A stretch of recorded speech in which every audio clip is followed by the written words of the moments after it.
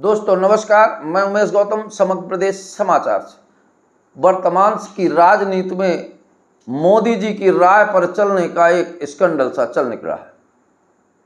अभी आप देखेंगे कि मोदी जी ने कहा था सोना मत खरीदिए, डीजल बताइए।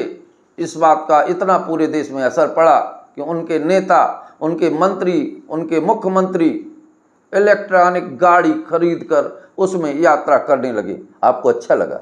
निश्चित तौर पर बहुत अच्छी बात है। ईंधन भी बचेगा, पर्यावरण भी सुरक्षित रहेगा। पर एक बात है, क्या आपको लगता है कि ये सही है?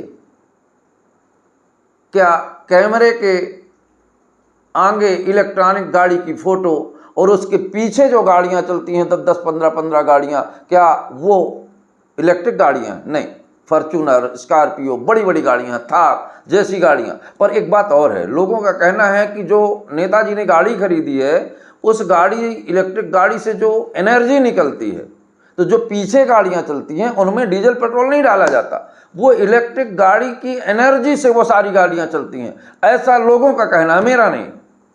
अब आपको बात करते हैं एक छोटी सी बात। मध्य प्रदेश के सीएम डॉक्टर मोहन यादव, या यूं कहें कि पंडित जी पान लागी और धम्म, ऐसे मुख्यमंत्री आज मोदी जी की राय पर चलते हुए इलेक्ट्रिक कार का फोटो डाला। पर कैमरे वाले से गलती हो गई।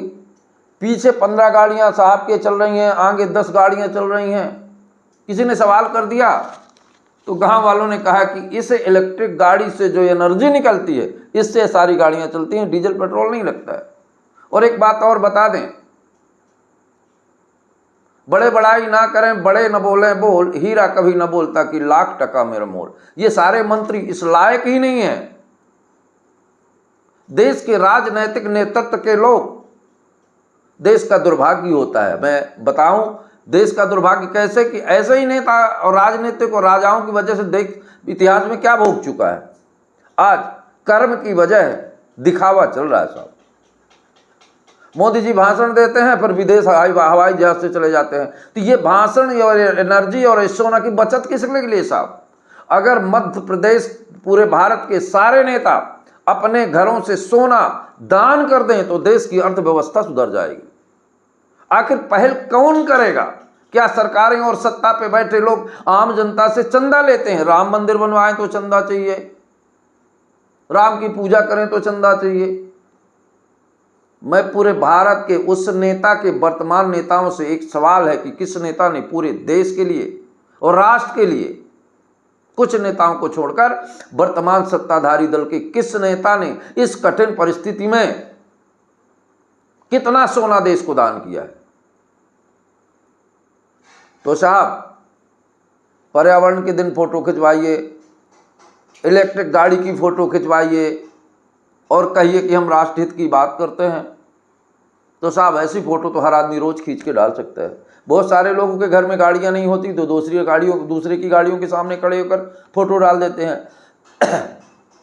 पर पूरा देश जानता है और देश की आम जनता जानती है कि जो नौटंकी, जो चाल। एक बात और बता दें साहब को, रामलीला के मंचन में राम का पात्र करने वाला जब तक सिंहासन की कुर्सी में बैठा है तो लोग राम ही समझते हैं और प्रणाम करते हैं, क्योंकि वो दर्शक हैं, उनकी आंखों में वही दिखाई दे। वर्तमान समय में भी सत्ता के लोग जो दिखा रहे हैं, दर्शक देख रहे हैं। पर एक बात तो तय है कि रात कितनी लंबी हो, सवेरा होना तय है। इसलिए जमीन पर उतरिए और अपना देश है, अपना राष्ट्र और राष्ट्र प्रेम की बात करिए। दम है अगर किसी नेता में तो प्रमाणित करके दिखाए कि राष्ट्र के लिए वो कितना दे सकता है, और कितना सोना, कितना चांदी, कितना पैसा।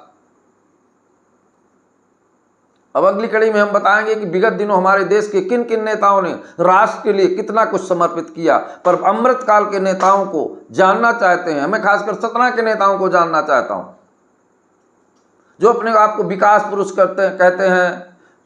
इन नेताओं ने आज राष्ट्र की विषम समय परिस्थितियों में ज्ञान बांटते पेल रहे हैं। सतना से किस नेता ने कितना सोना, पैसा, रुपया देश के लिए दान किया?